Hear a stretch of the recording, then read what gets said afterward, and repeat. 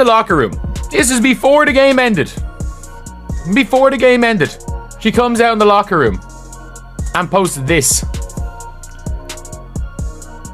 Like, what are we doing? Sitting there and I'm thinking to myself, is anybody on this team gonna stand up for Caitlin Clark? JC Sheldon grabbing Caitlin Clark all game, clawing at her. It's like tonight was a brawl, folks. Tonight was a brawl, and I'm sitting there, I'm like, is anybody on this team going to stand up for? And Sophie Cunningham.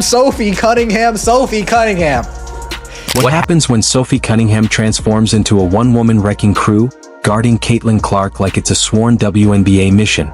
Absolute chaos. The court erupts, the Sun locker room goes haywire, and Sophie's handing out smoke like it's on clearance.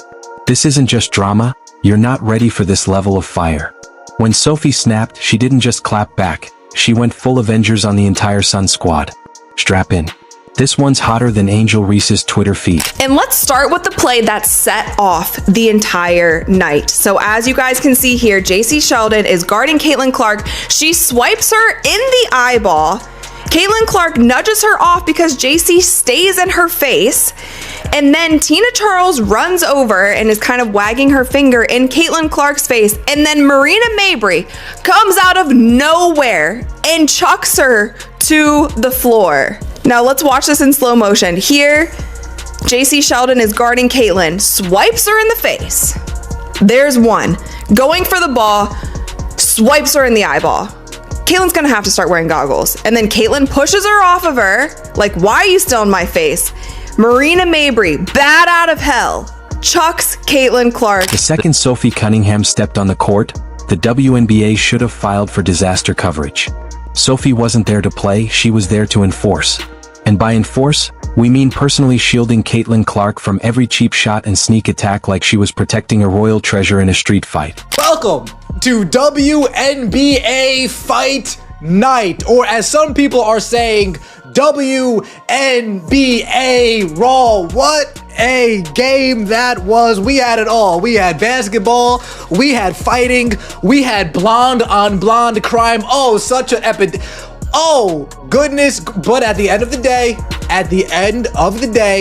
it resulted in an Indiana Fever W. 88-71, taking care of business. Forget teammates. Sophie's operating like a Secret Service agent who doubles as a demolition squad. Try to elbow Caitlin? Boom. Sophie appears out of nowhere like a WWE tag-in, ready to wreck your sneaker deal and your smile in one move. Bump Clark after the whistle? Congrats. You've just triggered the full fury of a pro-level enforcer with a jump shot and zero chill. Talking about, let's start here. This is, of course, Sophie and Sheldon going down the floor. Sophie tries to wrap her up, and Sheldon gets to the floor, and all hell breaks loose. And Sophie said, I'm not having it. I'm not having it. We'll go. We'll go. So there's that. That, of course, was all a byproduct of this right here, folks. And I mean, when I tell you social media is setting the WNBA on fire right now, not in a good way, that's the understatement. Sophie's not asking questions, she's handing down verdicts. The court becomes her courtroom and the sentence is always the same. Maximum pressure. This isn't protection, it's domination by proxy. She's perfected the art of the perfectly timed shoulder check, the soul-stealing glare, and the try-me stance that makes even the league's toughest vets hesitate before touching the perimeter. Of course, Marina Mabrey is going to get ejected because that was unwarranted. She literally came out of nowhere and chucked Caitlin Clark. There should be a flagrant one, of course, on JC Sheldon because she swiped her and hit her in the eyeball. Whether it is intentional or not, you can still have a flagrant a flagrant foul called on you, whether you are trying to intentionally hurt somebody or not. But this is what they called, you guys. This is what they called. Caitlin Clark, Marina Mabrey, Tina Charles were assessed with technical fouls on Tuesday. Caitlin, Marina, and Tina Charles. Technical fouls. That's it. Technical fouls. That's it. And JC Sheldon was assessed with a flagrant 1 foul, and no players were ejected. Sophie doesn't wait for drama. She predicts it like she's been reading the opponent's group chat all week. Any whiff of hostility? she's already inbound. Full Sophie Cunningham isn't here for post-game hugs, hand-holding during warm-ups, or polite shoot-arounds. No, she runs on one frequency: touch Clark, touch death. She's the WNBA's walking alarm system, permanently on high alert. While others meditate and bond, Sophie's scanning the court like she's running background checks with her eyes. One suspicious move toward Clark and you might as well call a medic. The league isn't used to this kind of loyalty fused with nuclear intensity. She doesn't glide in with a Zen playlist or a motivational quote. She stomps into arenas hunting for any reason to unleash chaos. Her presence alone makes sideline reporters twitch and teammates silently thank the basketball gods she's on their side.